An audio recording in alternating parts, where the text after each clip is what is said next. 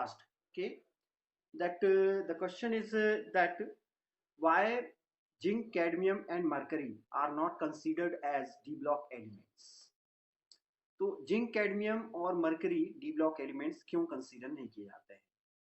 Because in all these you can से elements d orbital is completely filled by the electrons and their s orbital is also filled by the electrons. That's why these elements are not considered as d block element. Okay, तो हम लिख सकते हैं यहाँ पर कि अपना लिख सकते हैं यहाँ पर उसी के आगे लिख लीजिए इन Zn, Cd and Hg d orbitals, okay, d orbitals are completely filled, are completely filled. okay, ये अपना completely filled होते हैं, इसके द्वारा अपना completely filled by electrons, completely filled by electrons, okay, filled by electrons, ये electrons के द्वारा completely filled होते हैं. So they are not considered as, they are not considered as, ठीक है, considered as d block element, as transition element, transition और d block element और d block element.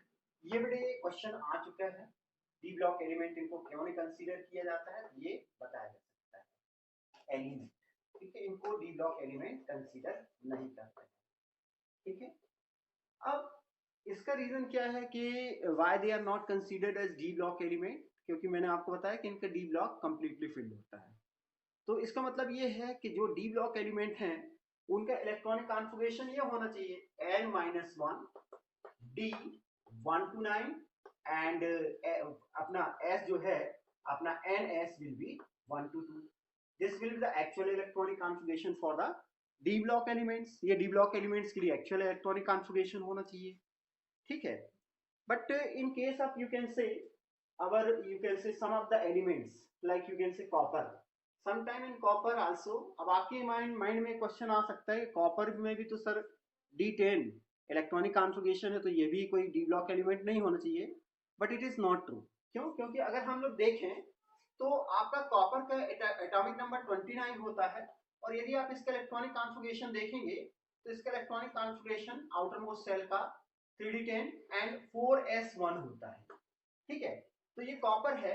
अब ये कॉपर यदि मान लीजिए if it will release 2 electron, generally ये आपका 2 इलेक्ट्रॉन रिलीज करके Cu2 पॉजिटिव में कन्वर्ट हो जाता है. इस पर्टिकुलर कंडीशन में इसके d ऑर्बिटल से एक इलेक्ट्रॉन निकल जाता है. जब इसके d ऑर्बिटल से एक इलेक्ट्रॉन निकल जाता है तो इसका electronic configuration 3d9 and 4s0 हो जाता है.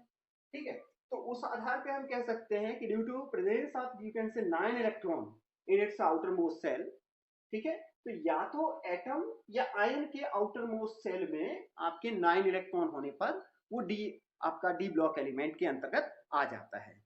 तो ये इस प्रकार से हम लोग देख सकते हैं कि ये आपका जो कॉपर है it will come under the D block element. Okay, ये इस डी ब्लॉक एलिमेंट के अंतर्गत आएगा. Now under this you can से unit we will study only about the you can say properties of 3D series elements. okay, या हम first series के elements की प्रॉपर्टीज के आधार पर ही सारे एलिमेंट्स की प्रॉपर्टीज को हम पढ़ सकते हैं. ठीक है, तो हम लोग बेटे देखते हैं यहाँ पर जनरली कि आपका जब भी हम इनकी प्रॉपर्टीज को पढ़ते हैं तो these elements show the you can से similarity in properties in their series. ठीक है, हम लोग देखते हैं कि इनकी कितनी सीरीज हैं. इनके सीरीज है अपना एक तो 3D सीरीज है, ठीक है, और दूसरा है अपना 4D सीरीज है और तीसरा अपना हम लोग देखते हैं 4D सीरीज के अलावा आपका 5D सीरीज होती है और 6D सीरीज होती है. ठीक है, तो इन सारी सीरीज में जनरली जैसे अपना हम 3D सीरीज के एलिमेंट्स को देखें तो वो हो जाएगा अपना scandium, titanium, vanadium, chromium. Okay, vanadium के बाद क्या है क्रोमियम, मैग्नीज. ठीक है, मैग्नीज आ जाता है और इसके बाद अपना आयरन आता है. ठीक, आयरन हो जाता है Fe. ठीक है, और फिर बाकी और एलिमेंट आते हैं. तो जनरली इनकी जो हम लोग देखेंगे तो इनकी सीरीज में इनकी प्रॉपर्टीज में सिमिलरिटी ज्यादा होती है in comparison to their similarity in the their group. जैसे अपना ग्रुप कौन से हैं, 3 4 5 6 इस प्रकार से लेते हुए 12 ग्रुप तक पहुंच जाते हैं हम लोग इन एलिमेंट्स के केस में। लेकिन इनकी प्रॉपर्टीज इनके ग्रुप में ज्यादा इनकी प्रॉपर्टीज में सिमिलरिटी देखने के लिए नहीं मिलती है, इसलिए जनरली इनकी स्टडी जो है सीरीज में की जाती है।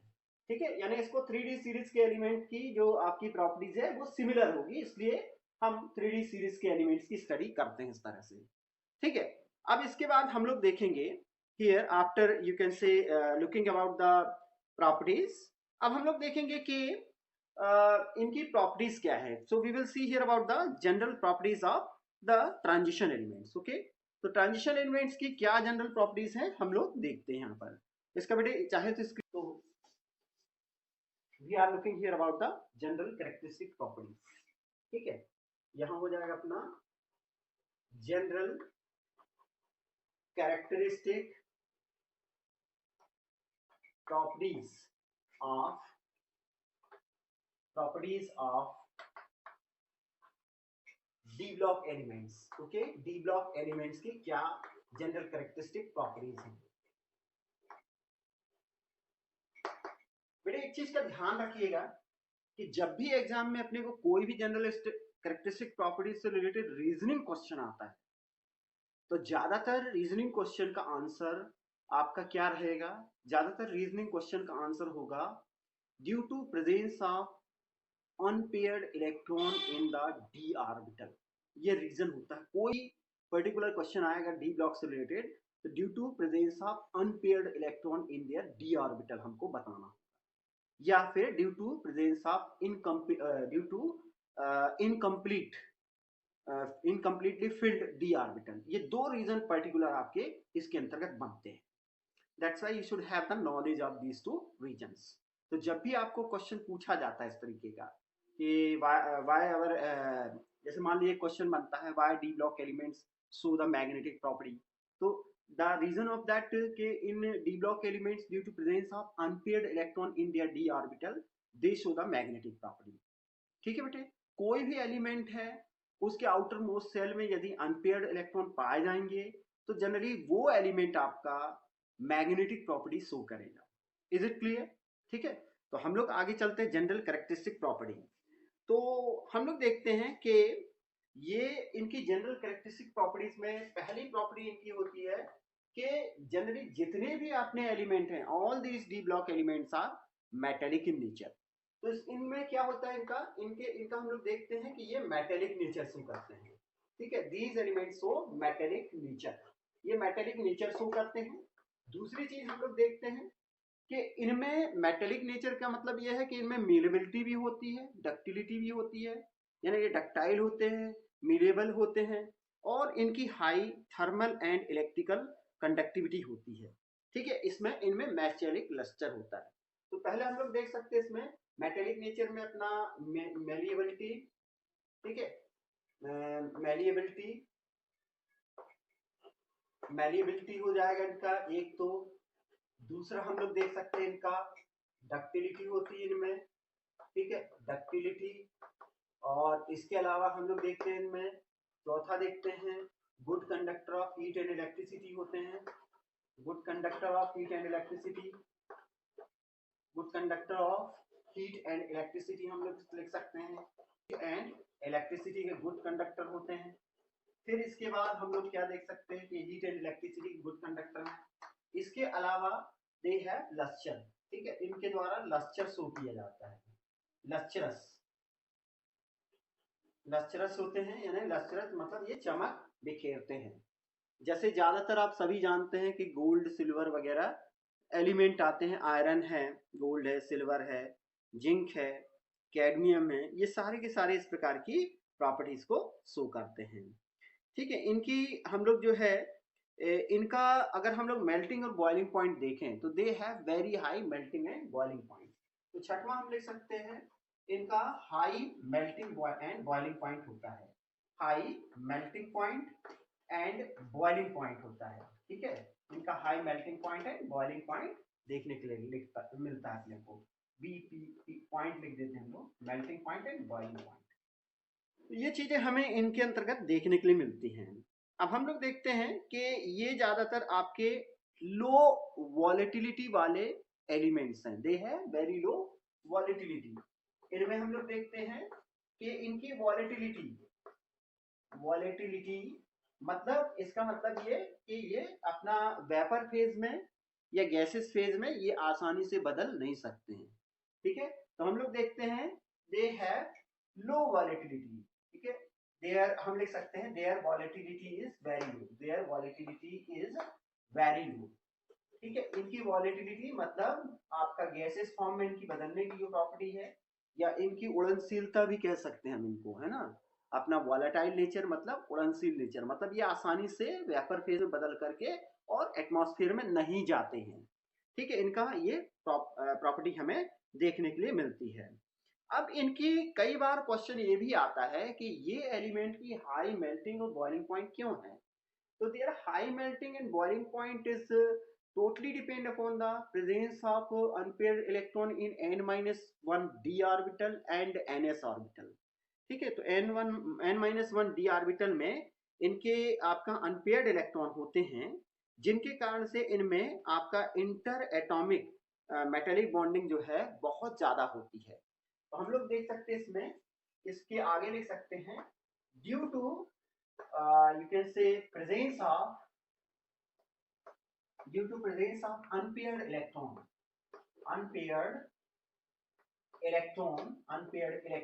due to presence of unpaired electrons in d orbital, या आप कह सकते हैं n-1 d orbital भी कह सकते हैं, n-1 d orbital, they have very high, they have strong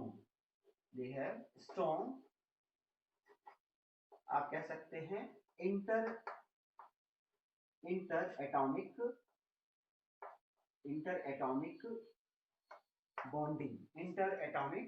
bonding और अट्रैक्शन, इंटर एटॉमिक बॉन्डिंग और अट्रैक्शन बहुत ज्यादा होता है। ठीक है, जिसको हम लोग अपना यदि इंटर एटॉमिक अट्रैक्शन बहुत ज्यादा है तो जनरली इंटर एटॉमिक इंटरेक्शन के कारण से या अट्रैक्शन के कारण से ये आपका स्ट्रॉन्ग बॉन्ड बनाते हैं। बेटे आपको मालूम है जब भी कोई एलिमेंट स्ट्रॉन्ग बॉन्ड बनाएगा तो उसके इस बॉन्ड को ब्रेक करने के लिए उतनी ही ज्यादा एनर्जी की आवश्यकता पड़ेगी। ठीक है, तो इन एलिमेंट्स के केस में भी ऐसा है कि इनको बहुत ज्यादा इनके इंटर एटॉमिक बॉन्ड को ब्रेक करने के लिए बहुत ज्यादा एंथैल्पी की जरूरत पड़ती है, जिसको हम लोग अपना क्या बोलते हैं, एंथैल्पी ऑफ एटमाइजेशन। तो एंथैल्पी ऑफ एटमाइजेशन इनकी बहुत ज्यादा होती है। तो इसका भी स्क्रीनशॉट पर आगे लिखते हैं due to strong interatomic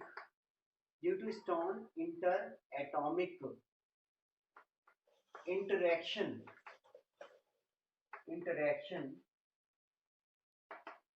the enthalpy of atomization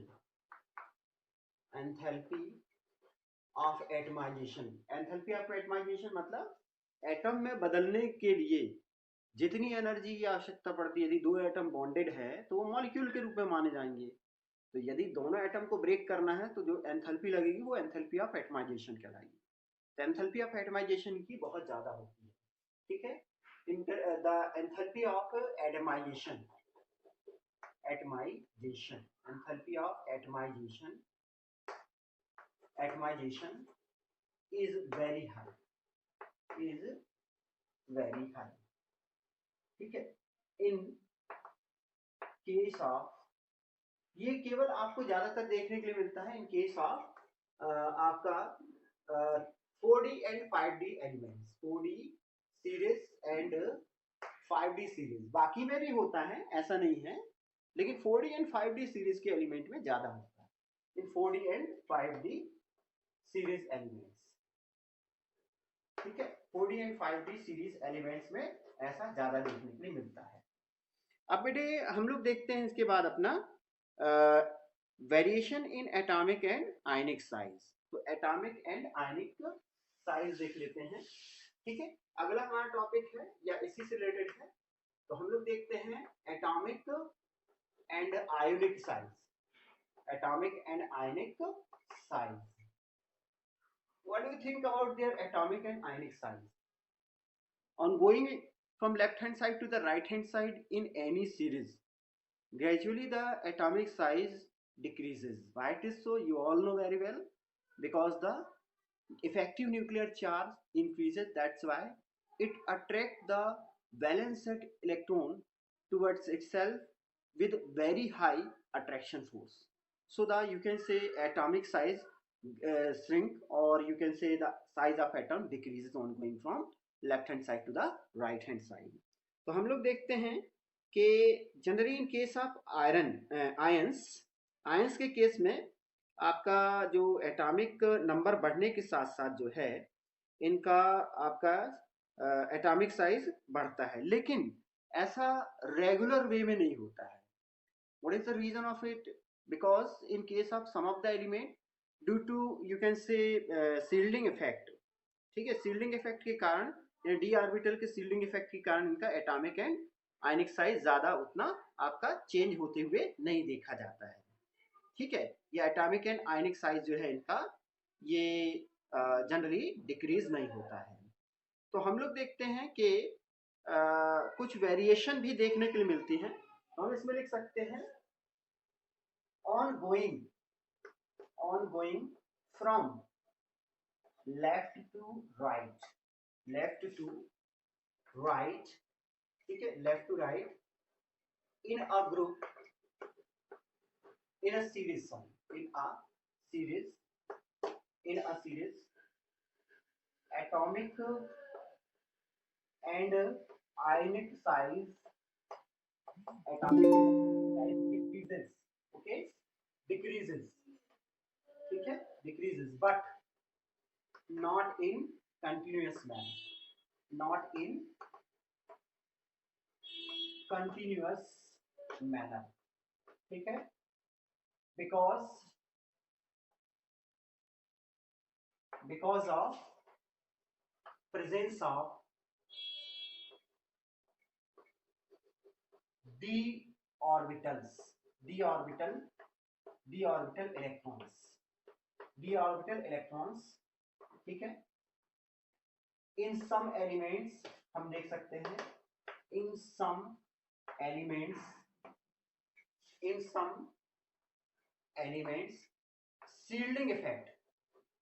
shielding effect जो है आपका, shielding effect, you can say shielding effect work,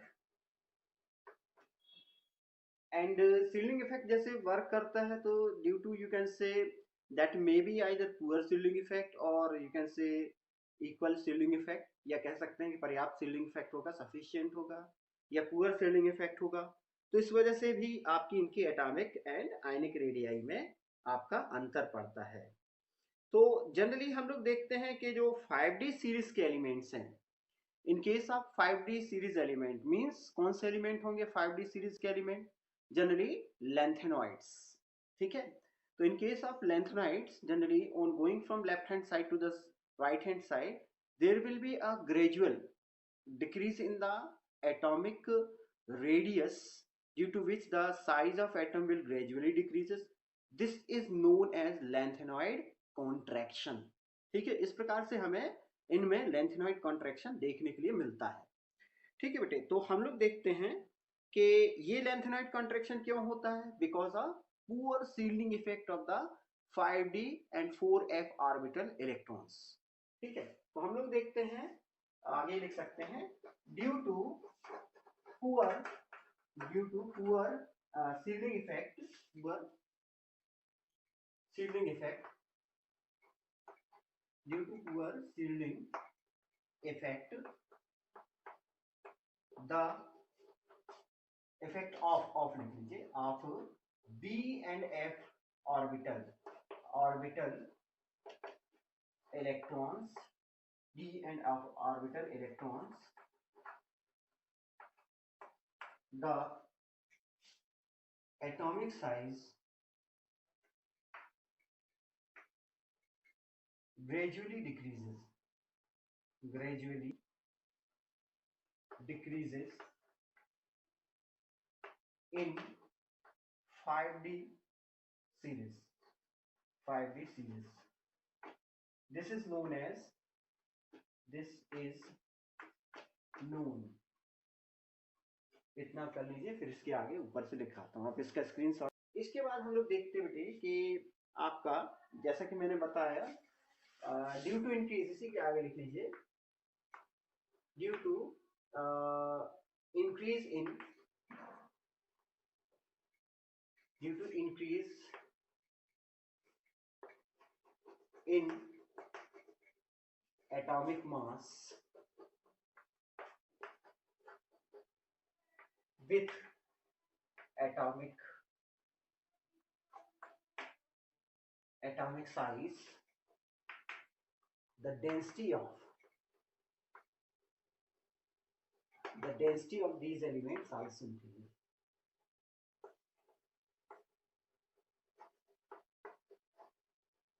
in elements की एटॉमिक आपका डेंसिटी भी इंक्रीज होती है, आल्सो इंक्रीजेस, ये भी इंक्रीज होती जाती है। ठीक, अब हम लोग देखते हैं बेटे आगे अपना इसका अपना आयनाइजेशन एंथैल्पी देखते हैं। ठीक है, तो अगला है अपना थर्ड है ionization enthalpy. Ionization enthalpy, ionization enthalpy किस प्रकार की होगी इनकी हम लोग देखते हैं। ठीक है, आप सभी जानते हैं what is ionization enthalpy, you know very well. ठीक है, इसको हम लोग डेल्टा अपना IH के द्वारा डिनोट करते हैं। ठीक, तो आयनाइजेशन एंथैल्पी पर इनके क्या फर्क पड़ता है, तो हम लोग देखते हैं कि as the nuclear charge increases the electron generally fills in the inner d orbital. बेटे n-1 d ऑर्बिटल को पेनल्टीमेट सेल भी कहा जाता है, और जो NS ऑर्बिटल है उसको वैलेंस सेल कहा जाता है। तो जनरली हम लोग देखते हैं कि किसी भी सीरीज में यदि हम लेफ्ट हैंड साइड से राइट हैंड साइड की तरफ जाते हैं तो आपके d ऑर्बिटल में ग्रेजुअली इलेक्ट्रॉन फिलअप होते जाते हैं। जब इलेक्ट्रॉन ग्रेजुअली d ऑर्बिटल में फिल होते जाते हैं तो हम लोग देखते हैं कि इन एलिमेंट्स की आयनाइजेशन एंथैल्पी भी बढ़ती जाती है because the nuclear charge increases. तो हम लिख सकते हैं कि ड्यू टू, आगे लिख सकते हैं due to increase the number of electrons filled in d orbital,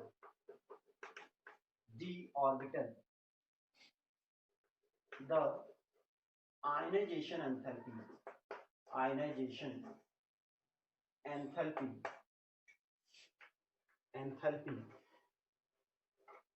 of these elements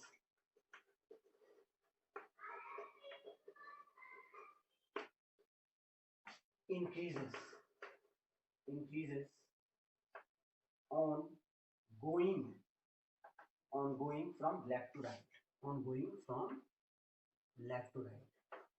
left to right मतलब लेफ्ट से राइट की तरफ जाने पर इनके जो धीरे धीरे आने वाले एलिमेंट हैं इनकी आयनाइजेशन एंथैल्पी धीरे धीरे बढ़ती जाती है। ठीक है, तो इस तरह से हम लोगों को एंथैल्पी बढ़ते हुए देखने के लिए मिलती है। अब हम लोग देखते हैं कि जनरली ऐसा कोई जरूरी नहीं, कुछ एलिमेंट्स की एंथैल्पी जो है, आयनाइजेशन एंथैल्पी जो है ये सीधे तौर पर नहीं बढ़ती हैं, क्योंकि फर्स्ट आयनाइजेशन एंथैल्पी इनकी कम हो सकती है लेकिन सेकंड आयनाइजेशन एंथैल्पी इनकी आपकी ज्यादा होती है। As in case of copper के केस में एक इलेक्ट्रॉन निकल जाने के बाद दूसरा इलेक्ट्रॉन जो निकलता है उसके लिए हाई आयनाइजेशन एंथैल्पी होती है। इस कारण से कॉपर जिसका इलेक्ट्रॉनिक कॉन्फ़िगरेशन हम लोग देखते हैं कि कॉपर के केस में आपका क्या है 29 एटॉमिक नंबर है, और यदि हम इसके आपका 3d ऑर्बिटल और 4s ऑर्बिटल में इलेक्ट्रॉन देखें तो ये अपना 3d ऑर्बिटल है और ये 4s ऑर्बिटल है। तो 3d ऑर्बिटल में कितने इलेक्ट्रॉन होंगे 9, 1 2 3 4 5 6 है, 7 है, 8 है और ये 9, और ये आपका इसका ये 10 इलेक्ट्रॉन है ना 10। तो इसके केस में यदि हम इलेक्ट्रॉन के केस में देखें तो 9 ये अपना एक इलेक्ट्रॉन इसमें और आ जाता है, मतलब ये 10 हो जाएगा इसका आपका 3d10 4s1 इलेक्ट्रॉनिक कॉन्फ़िगरेशन हमें देखने के लिए मिलता है। इस पर्टिकुलर केस में यदि आप देखेंगे तो जैसे ही इसके द्वारा एक इलेक्ट्रॉन को रिलीज किया जाता है ये Cu+ में चेंज होता है, ठीक है। इसके लिए अपना पहला होता है डेल्टा IH1, लेकिन जैसे ही एक इलेक्ट्रॉन निकालेगा इसके दूसरे इलेक्ट्रॉन क्योंकि आपके ये पेयर्ड है और this is the stable electronic configuration, that's why its second ionization enthalpy will be very high. इसकी सेकंड आयनाइजेशन एंथैल्पी बहुत ज़्यादा हो जाती है। और हम लोग देखते हैं कि आपका ये ट्रेंड कुछ हद तक इफेक्टिव न्यूक्लियर चार्ज पर भी डिपेंड करता है। As the effective nuclear charge increases the ionization enthalpy also increases. जैसे जैसे इफेक्टिव न्यूक्लियर चार्ज इंक्रीज होता है तो हमको मालूम है कि आयनाइजेशन एंथैल्पी भी बढ़ती जाए, क्योंकि न्यूक्लियर के चार्ज का या न्यूक्लियस के चार्ज का जो आपका इफेक्ट है अट्रैक्शन फोर्स है ये आउटरमोस्ट सेल के इलेक्ट्रॉनों पर बहुत ही ज़्यादा बढ़ने लगता है या धीरे धीरे बढ़ता जाता है। तो हम लोग देख सकते हैं कि इनकी आयनाइजेशन एंथैल्पी इस तरीके से आपको देखने के लिए मिलती है। In this manner we can see here the ionization enthalpy. इनकी सारी की आयनाइजेशन एंथैल्पी को इस तरह से देखते जा सकते हैं हम लोग या देख सकते हैं। तो यहाँ पर आप ये बता सकते हैं, एक और रीजन लिख लीजिए, due to increase in effective nuclear charge, due to increase in effective nuclear charge, effective nuclear charge जो है इसमें इंक्रीज होने के कारण effective nuclear charge the ionization enthalpy the delta IH, ठीक है, also increases, ये भी इंक्रीज होती जाती है, ठीक है। डेल्टा आई अपना डेल्टा IH जो है या आयनाइजेशन एंथैल्पी है ये भी, ठीक है। In this manner we can easily understand about the ionization enthalpy. अब हम लोग देख ऑक्सीडेशन स्टेट्स, ठीक है, ऑक्सीडेशन स्टेट्स। तो generally for the oxidation state we can consider the 3D series elements या फर्स्ट ट्रांजिशन सीरीज के एलिमेंट्स को हम लोग ले लेते हैं और उन्हीं के ऑक्सीडेशन स्टेट को हम लोग यहाँ पर जनरली स्टडी करेंगे। तो हम लोग देखते हैं कि इन 3D सीरीज, ठीक है, हम लोग देखते हैं इन 3D सीरीज एलिमेंट्स शो, ठीक है, एलिमेंट्स शो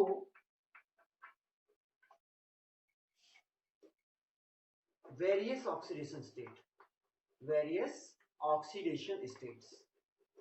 ये elements various oxidation state show करते हैं। इसका रीजन क्या है? It is the you can say due to presence of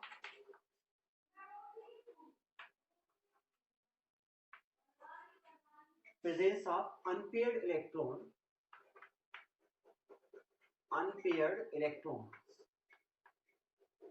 in d orbital, d orbital में अनपेयर्ड इलेक्ट्रॉन्स होने के कारण से ऐसा होता है। तो we will see here about the 3D series elements 3D series के एलिमेंट क्या है? 3D सीरीज एलिमेंट्स ये देखेंगे हम लोग 3D सीरीज एलिमेंट्स क्या क्या है। 3D सीरीज एलिमेंट्स है स्कैंडियम है, टाइटेनियम है, वेनेडियम है, क्रोमियम है, मैग्नीज है, आयरन है, कोबाल्ट है, निकेल है, और कॉपर है और जिंक है। ठीक, इसका मैंने कोड लिखना है atomic number, that will be better, है ना। तो एटॉमिक नंबर क्या है इनका? 21 है, 22, 23, 24, 25, 26, 27, 28, 29 और 20। अब यदि देखा जाए तो इनके द्वारा जो ऑक्सीडेशन स्टेट शो की जाती है उनमें सबसे ज्यादा ऑक्सीडेशन स्टेट अपना मैग्नीज भाई के द्वारा शो की जाती है, ठीक है। मैग्नीज भाई अपना +2 भी शो करता है, +3 भी शो करता है, +4 भी शो करता है, +5 भी शो करता है, +6 भी और